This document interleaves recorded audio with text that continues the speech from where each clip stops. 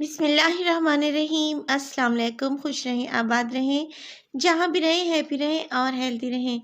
तो मैं हूँ फ़ाइज़ा और वेलकम करती हूँ आपको चटपटे पकवान में। आज ही चटपटे पकवान में बना रही हूँ मैं रूह अफ़ज़ा से एक ज़बरदस्त सा ड्रिंक। बहुत ही रिफ़्रेशिंग और हेल्दी ड्रिंक है और आप इसको इफ्तार के टाइम पर बनाएँ, आपको पीकर बहुत ही ताज़गी का एहसास होगा। रमज़ान के हवाले से एक आइडियल ड्रिंक है, तो चलें जी जल्दी से स्टार्ट करते हैं और बनाते हैं मज़ेदार और रिफ़्रेशिंग सा ये रूह अफ़ज़ा का ड्रिंक। तो इसके लिए एक जग में मैं डालूँगी पहले से उबला हुआ और ठंडा दूध है मेरे पास।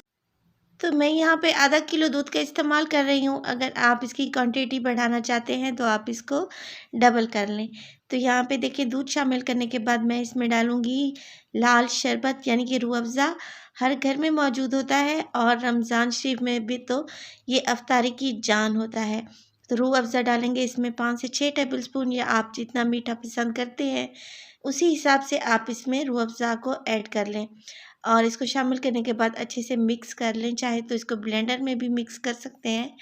और ये देखें अच्छे से यहाँ पे ये मिक्स हो चुका है। मैं इसमें डालूँगी तुखम बिलंगा, जिसे मैंने पहले से ही भिगो कर रखा हुआ था।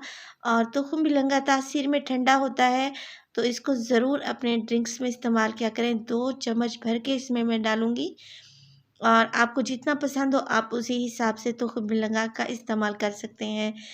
बस जी इसके बाद इसमें डालेंगे ढेर सारी बर्फ़ ताकि ये अच्छा ठंडा हो जाए और पीते ही हमें ताज़गी और ठंडा का एहसास हो।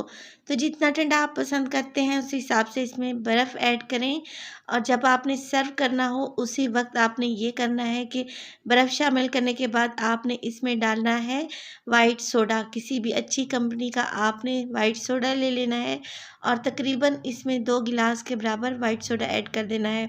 इससे एक यूनिक सा फ्लेवर आएगा, ड्रिंक बहुत मज़े का बन जाएगा और आपको पीते ही फ्रेशनेस का एहसास होगा। तो इस ड्रिंक को लाज़मी बनाएँ इफ्तारी के टाइम पे, आपको बहुत ही पसंद आने वाला है। तो माशाल्लाह से देखिए हमारा रूह अफ़ज़ा का बेहतरीन सा ड्रिंक तैयार है। आप भी इसको बनाएँ और एंजॉय करें।